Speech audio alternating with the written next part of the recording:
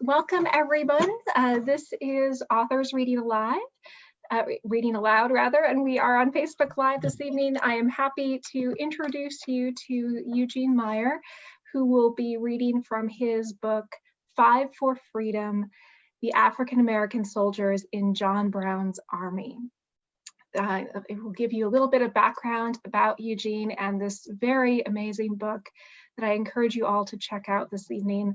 I have attempted to place a link to a site for sales if you are so motivated this evening to support this author. That link will take you to the Harper's Ferry Park Association nonprofit bookshop, which sells this book in their shop in Lowertown, Harper's Ferry. They've been closed since March, but they are fully able to handle your online orders and would greatly appreciate that, I'm sure. So without further ado, let me tell you a little bit about our wonderful guest this evening. Eugene Meyer, we are so honored to have you with us. Thank you. He is a former longtime Washington Post reporter and editor. He currently serves on the board of the Washington Independent Review of Books and is a contributing editor to Bethesda magazine.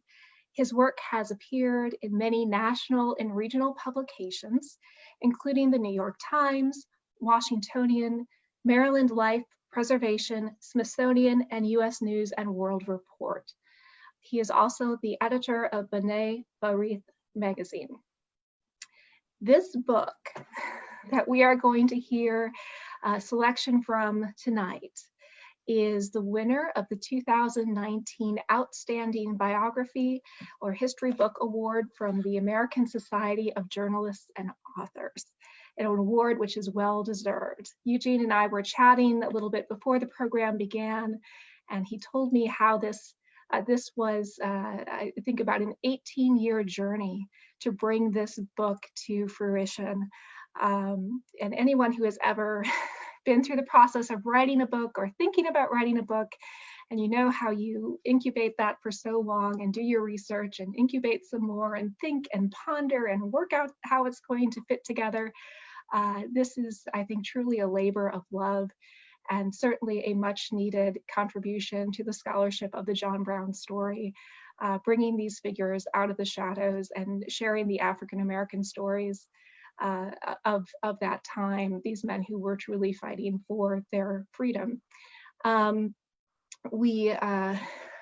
This began, Eugene said, with preparation for a 2004 article in the Washington Post about Osborne Anderson, one of these men that you'll hear about tonight.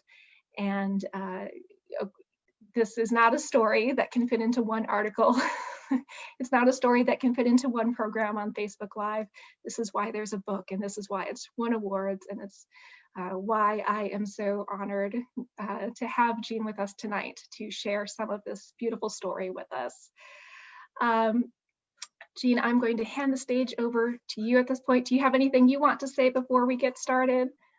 Well, just thank you so much for giving the stage, not over to me so much as to these five African Americans with John Brown, whose stories have been lost to history for 160 years, and they've overshadowed by their martyred commander, and it's long past time that they got their due, and I'm so honored and privileged to be able to tell their story. Thank you, thank you, thank you. All right, let me get you set up here so you can be on the stage. Give me one moment. We have some wonderful slides that we have prepared for you. Oops. Okay. There we go. Yeah. Yes. All right.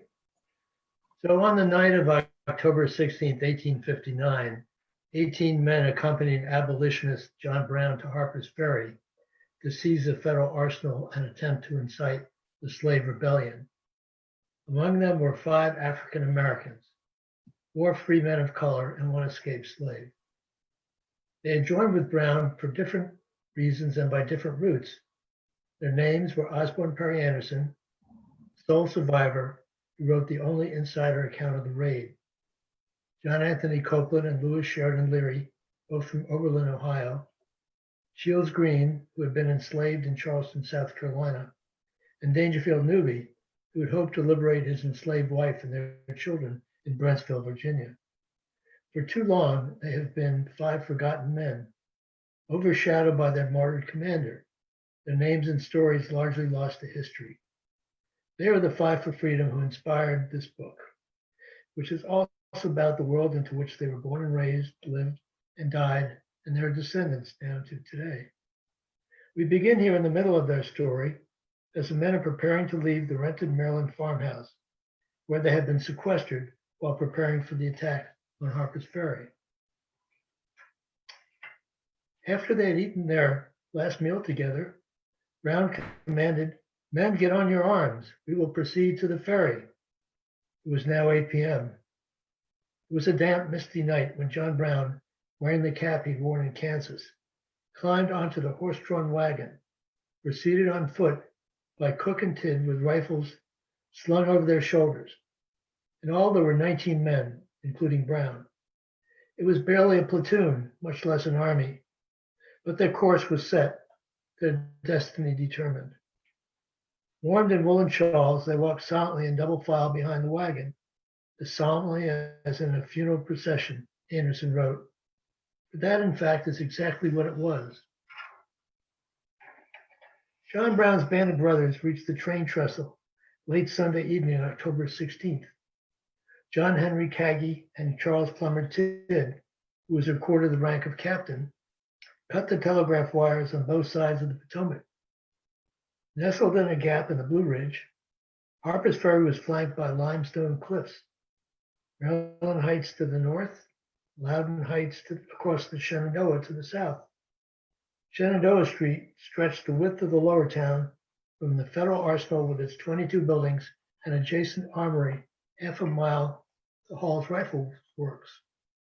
From the bottom, High Street climbed steeply up to Bolivar, the adjoining town named for the South American liberator, where many of their armorers lived.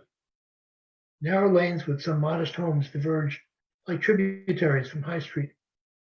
Arsenal brass lived on the higher ground in larger homes. But the peninsula on which Harper's Ferry had been built between the two great rivers served to compress the town into a sharply defined area. The early incursion into Harper's Ferry had gone well. Brown drove the wagon across the covered Potomac Bridge. There were very few guards on duty, and they did not resist, allowing Brown's men to quickly secure their 3 main objectives: the Federal Arsenal, the adjacent armory, and the rifle works between Shenandoah Street and the Shenandoah River. The arrival of the hostages they had taken appeared to strengthen the hand of the leader for whatever course he chose to pursue. "I came here from Kansas, and this is a slave state," Brown told his hostages. "I want to free all the Negroes in this state. I seek possession of the U.S. Armory, and if the citizens interfere with me, I must only burn the town and have blood." It had been a quiet night until it wasn't suddenly. The town, and indeed the entire area, was aroused as word spread from those fleeing the invasion. Rumors of the, quote, insurrection abounded far out of proportion to reality. Insurrectionists numbered in the hundreds. Hundreds of slaves, an armed, quote, gang of Negroes, had risen up to join them. Blood flowed in the streets, and there was more to come. Of these reported rumors, the last at least would be true. Near panic ensued among the whites of Jefferson and nearby counties. Frightened villagers cowered in their homes or sought refuge elsewhere. "Last night, a band of ruffians took possession of the town," Mary Mawsey wrote to her daughter Eugenia in England, where her husband, formerly a master armorer at Harper's Ferry, was supervising the manufacture of the Enfield rifle. "Every face is so terror-stricken, God only knows what will become of us all." Shortly before noon on Monday, Alexander Baudelaire arrived to survey the scene. Near Bolivar, he wrote, he encountered, quote, "a little old darky coming across the field toward me as fast as a pair of bandy legs, aided by a crooked stick, could carry him. From the frequent glances he cast over his shoulder and his urgent pace, it was evident that the old fellow was fleeing from some apprehended danger and was fearfully demoralized. The man said he was fleeing from the insurrectionists at the ferry, but local, quote, colored people hadn't joined in, the man told him. Baudelaire was relieved by, quote, the assurance that the Negroes had nothing to do with the trouble. The Gold House Saloon, adjoining Wager House, was doing a brisk business. Thus, fueled by alcohol as the day wore on, the crowd became drunk with fury, a mob bent on vengeance. Shouts of kill them, resounded through the streets. The Jefferson Guards, a local militia, seized control of both Potomac and Shenandoah River bridges. At the entrance to the latter, Brown had stationed 3 of his men, among them Dangerfield Newby. As 2 men encroached on what Brown's men regarded as a 60-foot security perimeter, Newby opened fire. First to fall was Thomas Borley, an Irish-born grocer. Slaveholder and West Point graduate George Washington Turner took aim at Newby, but Newby fatally shot him first. Increasingly besieged, Newby and the others attempted to retreat to the relative security of the engine house. To get there, they had to cross an open area. Then, from an upper window of a brick corner house at High and Shenandoah, the sniper took down Newby, the first of the raiders to die. The sniper was believed to be Richard B. Washington, kin to the hostage Colonel Lewis Washington. It was 11 a.m. on Monday. Newby was a brave fellow, wrote Anderson, who added that he saw him shot from his post nearby at the arsenal. He fell at my side, and his death was quickly avenged by Shields Green, the zouave of the band. By Anderson's account, Green raised his rifle in an instant and brought down the cowardly murderer. But Newby's end was neither painless nor pretty. The rifleman, lacking bullets, had inserted a 6-inch spike into the barrel of his gun. It sliced across Newby's neck. Newby fell, bleeding and in agony, and died quickly. Baudelaire was also a witness. I saw his body while it was yet warm as it lay on the pavement in front of the Arsenal yard, he recalled. And I never saw on any battlefield a more hideous musket wound than his, for his throat was cut literally from ear to ear. Then the mutilation began. The citizens who milled around the dead man began the process of dismembering him, slicing off his ears and cutting them into pieces as souvenirs. As a correspondent for the pro-slavery Frederick Herald described the scene, quote, the huge mulatto that shot Mr. Turner was lying in the gutter in front of the arsenal with a terrible wound in his neck. And though dead and gory, vengeance was unsatisfied, and many, as they ran sticks into his wound or beat him with them, wishes that he had 1,000 lives, that all of them might be forfeited in expiation and avengement of the dead of the foul deed he had committed. Joseph Berry would recall Newby's, quote, rather pleasant face and address, and what happened after some citizens had dragged him into a nearby alley. Shortly after Newby's death, a hog came up, rooted around the spot where the body lay, and at first appeared to be unconscious that anything extraordinary was in his way, Berry wrote. After a while, the hog paused and looked at the body, then snuffed around it, put its snout to the dead man's face. Suddenly, the brute was apparently seized with a panic, and bristles erect and drooping trail as it scampered away as if for dear life. This display of sensibility did not, however, deter others of the same species from crowding around the corpse and almost literally devouring it. Newby's remains lay in the street for more than a day and a half. As if the desecration had not been enough, the following evening, another citizen, quote, who had not had a chance to distinguish himself in the skirmish of Monday, fired a shot into what was left of Newby's body, a feat which, it must be supposed, tended to exalt him in his own estimation, Barry wrote. Barry wrote that the citizen was, quote, under the influence of whiskey when he fired the superfluous shot. But Barry also saw another man, this one sober, kick the dead man in the face. Hog Alley, a short street near the railroad tracks and not far from Shenandoah Street, where Newby fell, remains a sort of grotesque reminder of Newby's horrific death and dismemberment. Poor doomed Harper's Ferry, wrote Mary Mawsey to her daughter abroad. We little dreamed that our quiet, peaceful streets should ever be the scene of battle. Ultimately, it would amount to much more than a street battle. The specter of another Nat Turner rebellion terrified the South, and Brown's raid, futile though it was, further polarized an already badly divided nation. That many Northerners saw Brown in particular as a noble warrior in a just cause, further inflamed feelings. Southern politicians had begun calling for secession over slavery, even before Harper's Ferry, and the invasion there served to accelerate the dissolution of the Union.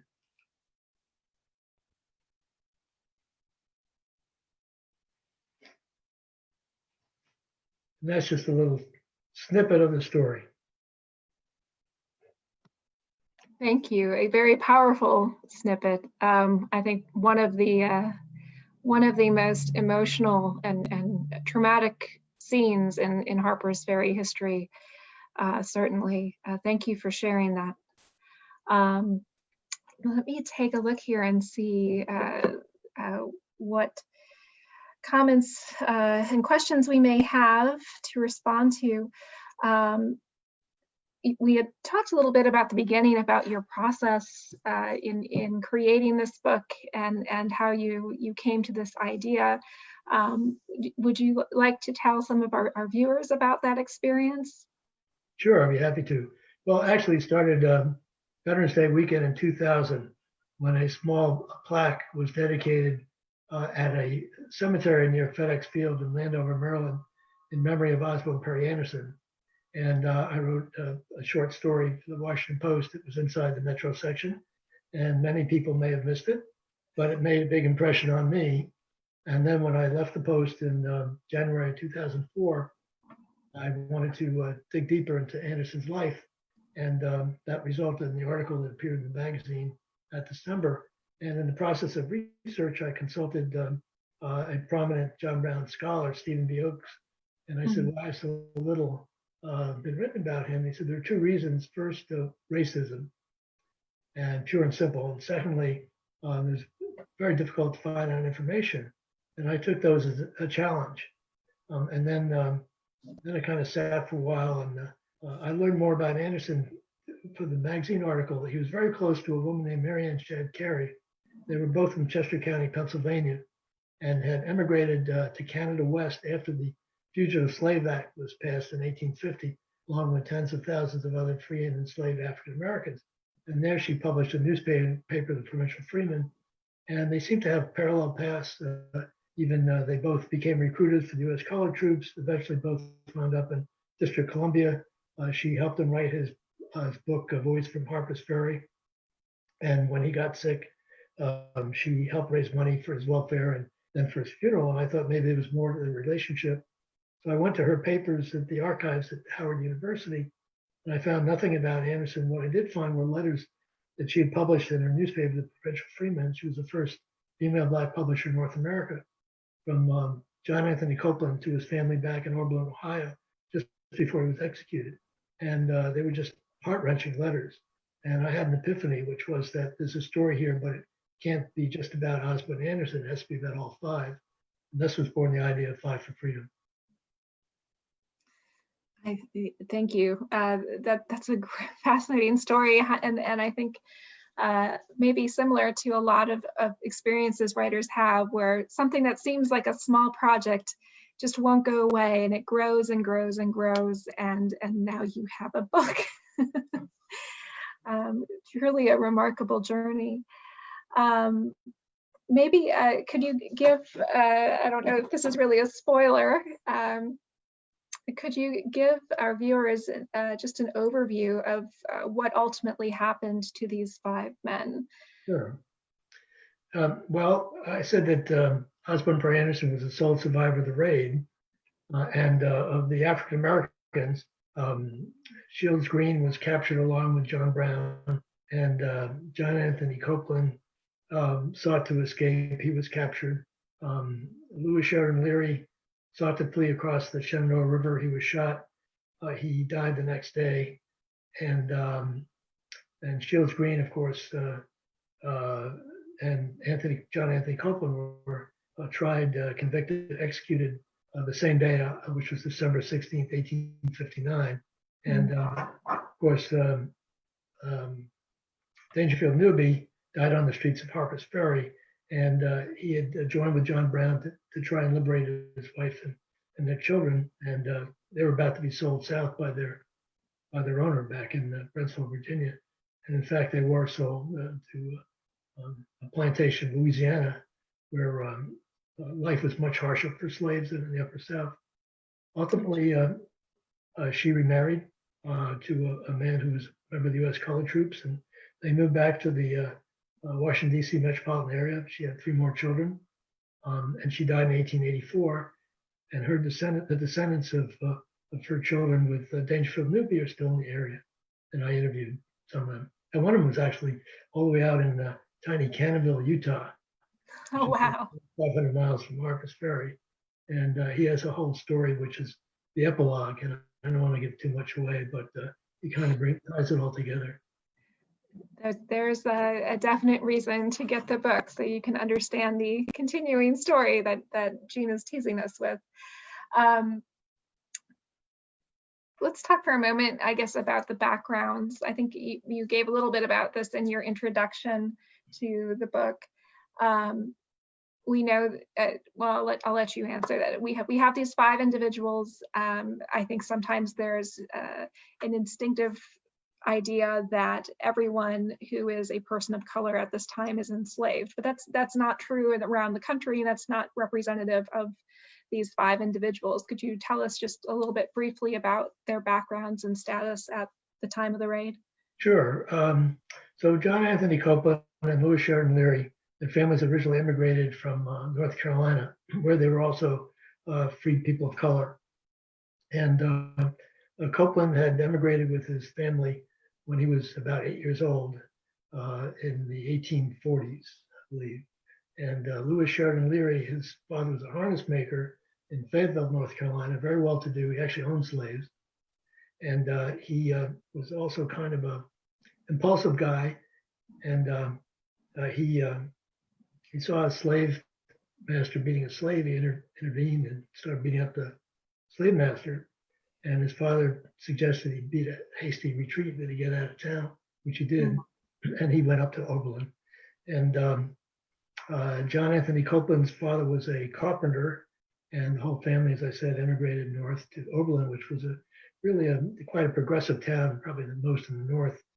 The Oberlin College was originally a theological institute founded by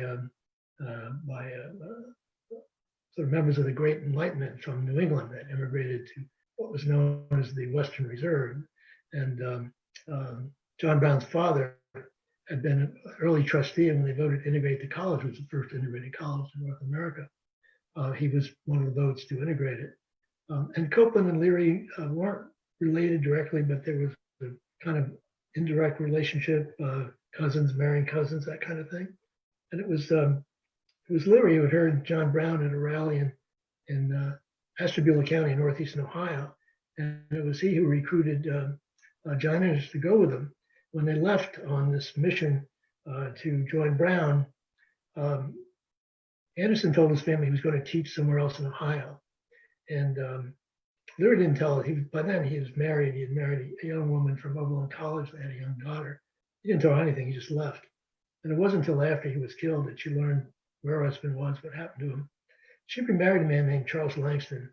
They moved to Kansas with the daughter that she had had with Louis Sheridan Leary, and had more children.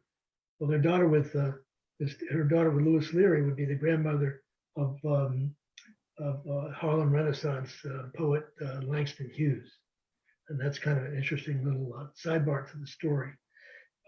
Shields Green had escaped from a plantation in the Charleston area after his wife had died. He left a young son, and not much is known about him, except that he apparently escaped on a ship in Charleston Harbor, bound for the New England textile mills, and eventually wound up in the home of Frederick Douglass, where he lived for a while, and that's where he met Brown.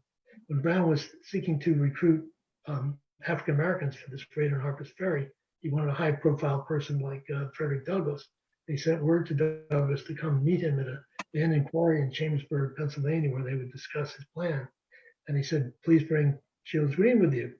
So the two of them went down. They met in August 1859 at this quarry over the weekend, and Brown laid out his plan, and Frederick Douglass was very skeptical, and he said, Brown, you are walking into a perfect steel trap from which you will never emerge alive. And Douglass didn't want to be part of it. He was about to leave to go back to Rochester, and then he turned to Shields and he said, "What do you want to do, Shields?" And Shields said, "I think I'll go with the old man."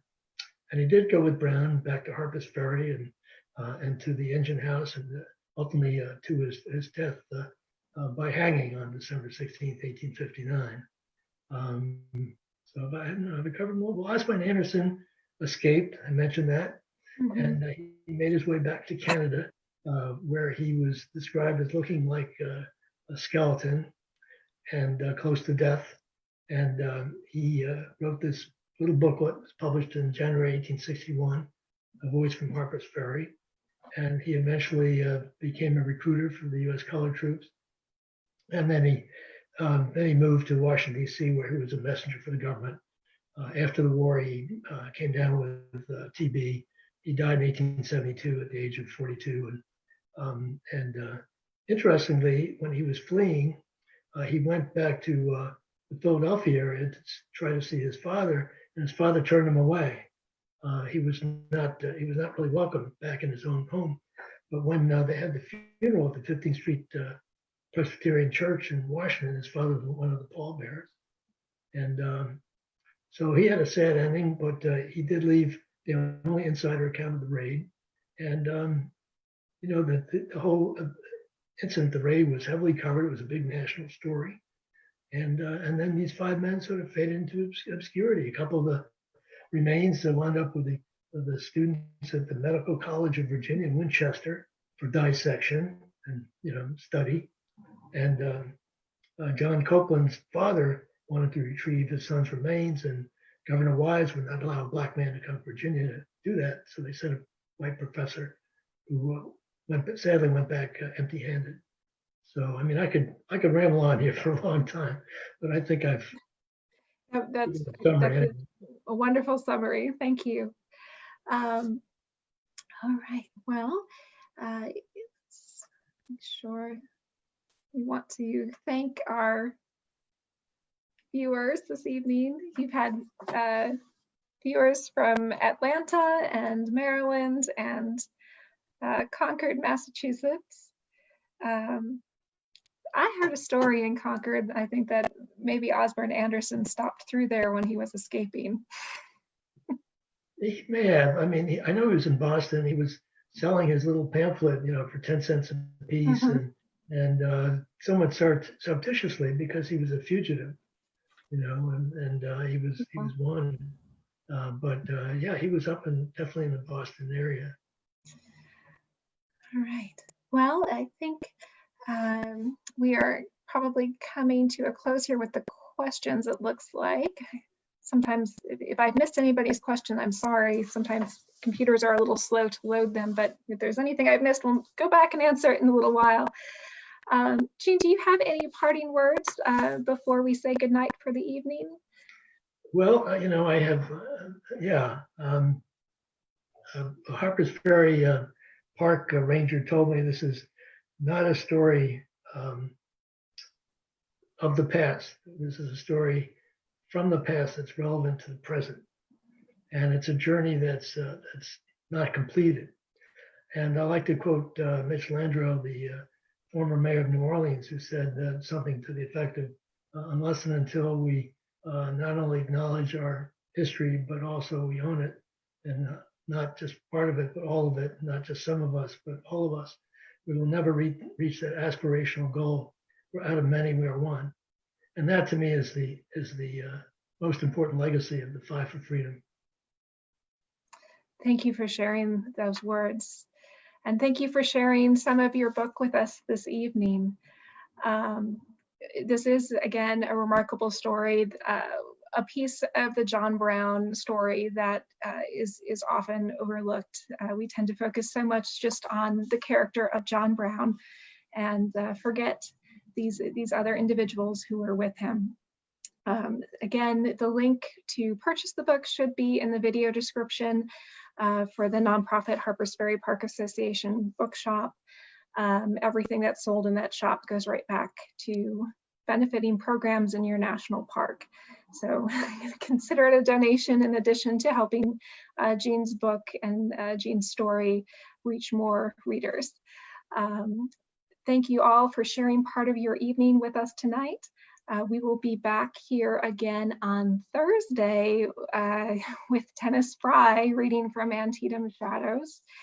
We will be having these programs at least once a week all summer long across every genre of literature you can imagine. And thank you for joining us and celebrating a little bit of the written word and the community of book people. All right, good night. Thank you again, Gene. Thank you very much.